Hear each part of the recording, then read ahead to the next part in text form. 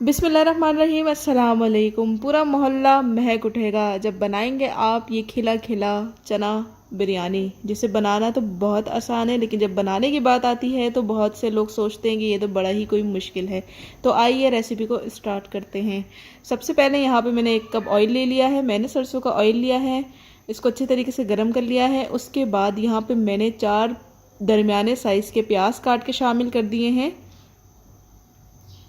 प्याज को अच्छे तरीके से फ्राई कर लेंगे, लेकिन उससे पहले हम कुछ मसाले खड़े इसके अंदर शामिल करेंगे।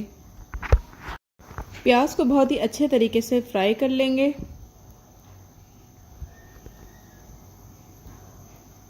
वीडियो को लाइक कर दें, चैनल को सब्सक्राइब कर दें। चैनल आप सब्सक्राइब करेंगे तो उससे आपको ही फ़ायदा होगा। मेरी जितनी भी नई रेसिपीज़ होंगी वो आपको उसका नोटिफिकेशन मिल जाया करेगा। चले जी, अब इसके अंदर शामिल करेंगे खड़े मसाले। खड़े मसालों में 1 तेज़पत्ता लिया है मैंने, 10 से 12 दाने काली मिर्च लिए, 1 बादियान का फूल है, 2 बड़ी इलायची है और 5 हरी इलायची है, 1 चाय का चम्मच ज़ीरा है साबित। अच्छे तरीके से प्याज को फ्राई कर लेंगे। बहुत ज़्यादा टाइम भी नहीं लगेगा प्याज को फ्राई करने में, बहुत ही जल्दी ये सब काम हो जाएगा। प्याज फ्राई करने के बाद ये देखें अच्छे से इस तरीके से ही फ्राई करनी। इसके बाद 1 खाने का चम्मच भर कर अदरक और लहसुन का पेस्ट शामिल करेंगे। मैंने यहाँ पे फ्रेश लिया है, अगर आपके पास पहले से मौजूद हो तो वो भी इस्तेमाल कर सकते हैं। 2 मिनट अच्छे से भूनने के बाद यहाँ पे मैंने ले लिए हैं 5 टमाटर, जिन्हें गोल गोल मैंने काट लिया है। आप किसी भी शेप में इसे काट सकते हैं। और हरी मिर्चें ले ली हैं, 10 से 12 दाने मैंने हरी मिर्ची के यहाँ पे ले लिए हैं। अच्छे तरीके से हम इसको भून लेंगे। टमाटर भी अपना पानी छोड़ता रहेगा और बहुत ही अच्छे तरीके से जो है ये गल भी जाएगा। अब यहाँ पे मसाला शामिल करेंगे, जिसकी रेसिपी आपको डिस्क्रिप्शन में मिल जाएगी। बहुत ही मज़ेदार ये मसाला है, जिससे मैंने आपको बताया था आप पुलाव, बिरयानी जो भी चीज़ बना रहे हैं, सब्ज़ी, दाल, चिकन कढ़ाई या जो भी, उसमें ये एक ही मसाला आप हर खाने में शामिल कर सकते हैं। तो इस मसाले से जब मैंने ये पुलाव बनाया तो यकीन करें ये जो हमारा पुलाव है चने का, बहुत ज़बरदस्त बना था। इसके बाद यहाँ पे आधा खाने का चम्मच सौंफ पाउडर शामिल किया है मैंने, इससे खुशबू बहुत ज़बरदस्त आएगी, तो ज़रूर से शामिल करिएगा। 2 से 3 कतरे पानी डाल दिए हैं ताकि मसाला हमारा जले ना, और अच्छे तरीके से इसको भून लेंगे। चना पुलाव के लें, चना बिरयानी के लें, जो भी आप नाम इसको देना चाहें दे सकते हैं। मैं तो चना पुलाव ही कहती हूँ इसको। इसके बाद यहाँ पे आलू बुखारे ले लिए हैं मैंने, जितने मुझे इसके अंदर शामिल करने थे। आप कम डालना चाहें तो कम डालिएगा, या नहीं डालना चाहते तो ना डालें।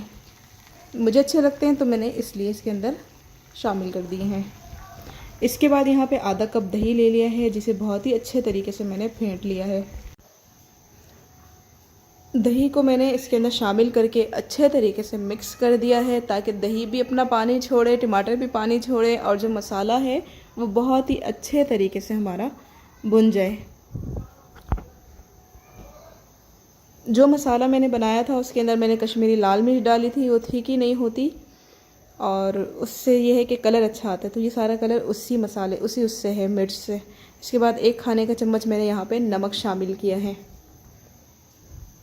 नमक मैंने पहले से ही उस मसाले में शामिल किया था, लेकिन यहाँ पे मैं ज़्यादा चावल बना रही हूँ तो इसलिए मैंने 1 खाने का चम्मच मज़ीद और शामिल कर दिया है। अब यहाँ पे आती है चनों की बारी। तो चने आधा किलो हैं और चावल जो हैं वो 1 किलो हैं, ठीक है। आधा किलो चने हैं, 1 किलो चावल है, तो आपको हिसाब जो है वो याद रखना है। अगर आप ज़्यादा बनाना चाहते हैं तो 2 किलो चावल में 1 किलो छोले जो हैं वो काफ़ी होंगे, ठीक है जी। अब यहाँ पे 2 कप के बराबर चनों का ही पानी उबला हुआ जो बचता है वो मैंने शामिल कर दिया है, लेकिन हम पानी और भी शामिल करेंगे, इससे ये तैयार नहीं होगा। इसके बाद हम इसके अंदर चावल शामिल कर देंगे। 1 किलो चावल जिसको मैंने 20 मिनट के लिए भिगो दिया था, ये बासमती राइस है। अगर सेला में बना रहे हैं तो सेला को जो है 2 से 3 घंटे आपको भिगो के रखना पड़ेगा, उसके बाद ही ये बनेगा। उससे भी आप बना सकते हैं। अगर टोटा चावल लेते हैं तो उससे भी आप इसी रेसिपी को फॉलो करते हुए बना सकते हैं। तो अच्छे तरीके से और हल्के हाथों से इसको मिक्स करेंगे ताकि हमारे जो चने हैं वो भी ना टूटे और चावल भी ना टूटे।